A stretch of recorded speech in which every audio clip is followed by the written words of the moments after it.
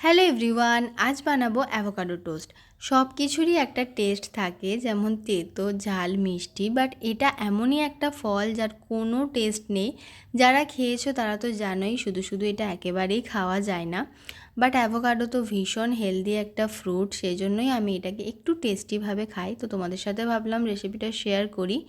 অ্যাভোকাডোটা একটু কাঁচা ছিল, তাই ছাড়াতেও অসুবিধে হচ্ছিল। তো এটাকে ছাড়িয়ে নিয়ে আমি স্ম্যাশ করে নেব। এবারে এর মধ্যে অ্যাড করব চিলি ফ্লেক্স, অরিগ্যানো, একটু গোলমরিচ, নুন আর লেবুর রস। অনেকেই অনেক কিছু অ্যাড করে, বাট আমার সিম্পলি এটা খেতে ভীষণ ভালো লাগে আর এটা ইজিলি হয়েও যায়।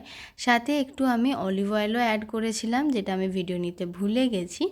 তারপরে এটাকে আমি ভালো করে মিক্স করে নিয়ে ব্রাউন ব্রেডের মধ্যে স্প্রেড করে দেব। যে ক্রিস্পি টাইপের ব্রেডগুলো হয় সেটাতে স্প্রেড করে খেলে আরও সুন্দর লাগে, বাট আমার কাছে এটাই ছিল। তো ট্রাই করে দেখো। টাটা।